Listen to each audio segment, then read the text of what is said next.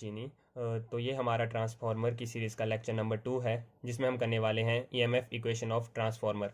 Basically इस lecture में हम जो ट्रांसफार्मर में ईएमएफ इंड्यूस होता है उसकी वैल्यू को कैलकुलेट करेंगे। तो उसको कैलकुलेट करने से पहले, जैसे कि हमारे पास यहाँ पर एक ट्रांसफार्मर का सिंपल सा स्कीमेटिक डायग्राम है, और यहाँ पर जैसे कि ये हमारे पास प्राइमरी साइड वाइंडिंग है।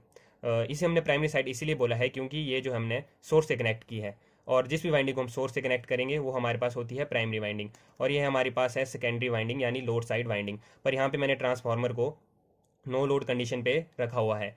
N1 जो है वो प्राइमरी वाइंडिंग के नंबर ऑफ टर्न है, और N2 जो है वो सेकेंडरी वाइंडिंग के नंबर ऑफ टर्न्स हैं। तो जैसे कि आप यहाँ देख रहे हैं, मैंने यहाँ पर एक अल्टरनेटिव वोल्टेज अप्लाई की है। तो इस अल्टरनेटिव वोल्टेज अप्लाई करने के बाद यहाँ पे जो है करंट फ्लो करेगा प्राइमरी वाइंडिंग में। इस करंट का जो मेन पर्पज़ है वो ये है कि वो कोर में जो है मैग्नेटिक फ्लक्स को सेटअप करे, यानी कि मैग्नेटिक फील्ड लाइंस बनाए, ताकि जो हमारे पास यहाँ पे पूरा फ्लक्स जो है वो सेट हो सके। तो अब हम ये देखेंगे कि जो मैग्नेटिक फ्लक्स जो सेट होगा कोर में, उसकी डायरेक्शन क्या रहेगी। तो जब भी आपको किसी कॉइल की वजह से जो है जैसे डायरेक्शन निकालनी है फ्लक्स की, तो हम क्या करते हैं, हम सिंपली जैसे यहाँ पे देखिए करंट की डायरेक्शन कुछ ऐसी है। तो हम करंट की डायरेक्शन में अपनी फिंगर्स को कर्ल करेंगे, और जो हमारा थंब है वो रिप्रेजेंट करेगा कि फ्लक्स की क्या डायरेक्शन आ रही है। तो अगर यहाँ पे देखिए जैसे करंट इस डायरेक्शन में जा रहा है, तो हमारा फ्लक्स कुछ इस तरह से बनेगा। तो जो ये फ्लक्स है ये पूरे कोर में सेटअप हो जाएगा।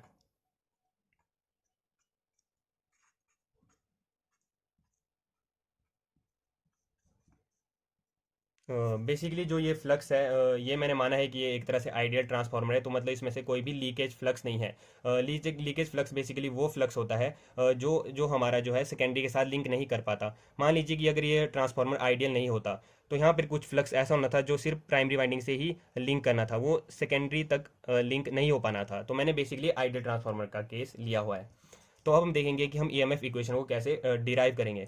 तो जैसे कि मैंने अल्टरनेटिंग वोल्टेज अप्लाई की है, तो हमारा जो करंट होगा वो भी अल्टरनेटिंग इन नेचर होगा, और जो हमारा फ्लक्स होता है वो बेसिकली जो है करंट का फंक्शन होता है। इसका मतलब क्या है कि अगर करंट अल्टरनेटिंग होगा तो हमारे पास फ्लक्स भी जो है अल्टरनेटिंग इन नेचर आएगा। तो अगर मैं अल्टरनेटिंग फ्लक्स लेता हूँ, तो हम फ्लक्स की जो है इंस्टेंटेनियस इक्वेशन को कैसे लिख सकते हैं, वो हम लिख सकते हैं phi t is equal to phi M sine omega t. Phi m जो यहाँ पे है ये मैक्सिमम वैल्यू ऑफ फ्लक्स है।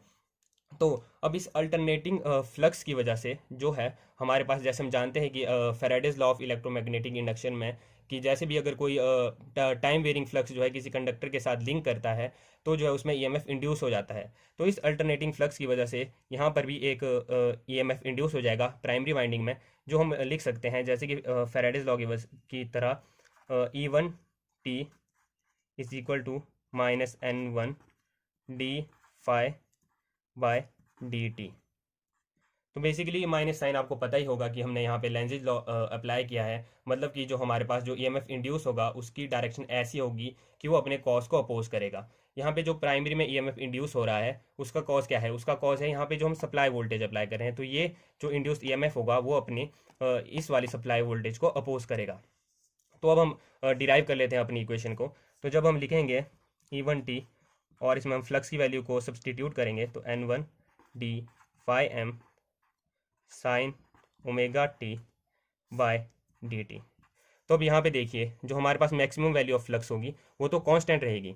तो हमारे पास आ जाएगा E1 t is equal to minus N1 phi m d sine omega t by d t. अब हम साइन की जब डिफ्रेंशिएशन करेंगे, E1 t is equal to minus N1 phi m cos omega t, और ओमेगा टी की time के साथ differentiation क्या आएगी, ओमेगा।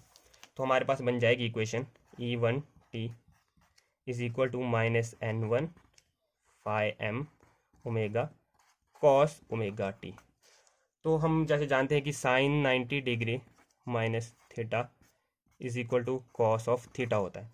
तो यहाँ पे हम जो है इसे इस साइन की फॉर्म में ऐसे भी लिख सकते हैं, E1 t is equal to minus N1 phi M omega sine pi by 2 minus omega t.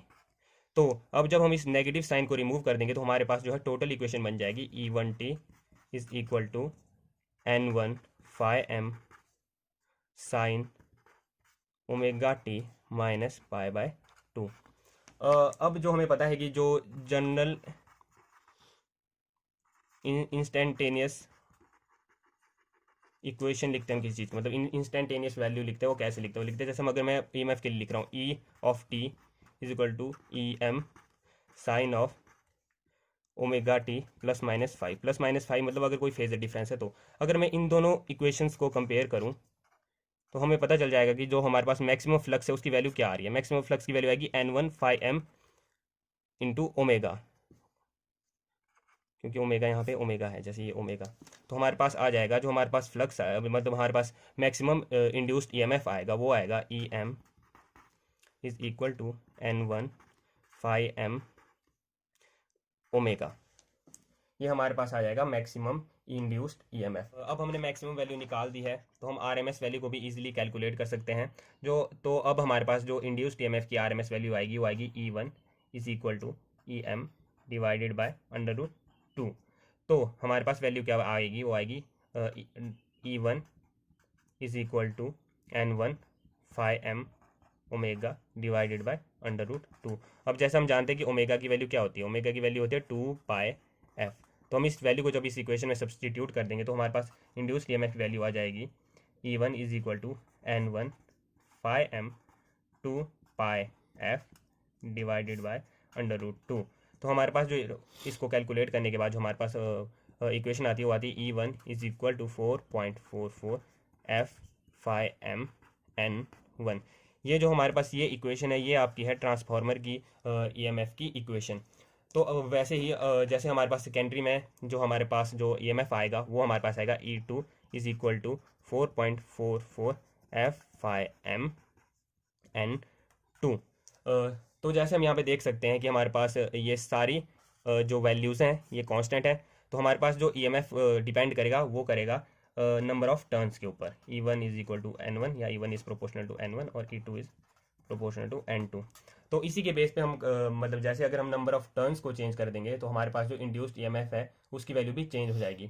तो वैसे ही जो हम स्टेप अप और स्टेप डाउन जो है किसी ट्रांसफार्मर में करवा सकते हैं। अगर हम नंबर ऑफ टर्न्स को जो है चेंज कर देंगे तो हम वैसे ही हम इंड्यूस्ड EMF को भी चेंज कर सकते हैं। अगर मैं मान लो मैं यहाँ पे केस कहता हूँ कि मेरा यहाँ पे N1 जो था वो था ग्रेटर देन N2, तो इसका मतलब क्या है? इसका मतलब ये है कि जो E1 जो यहाँ पे इंड्यूस होगा, यानी कि जो प्राइमरी साइड की वोल्टेज होगी वो सेकेंडरी साइड से ज़्यादा होगी।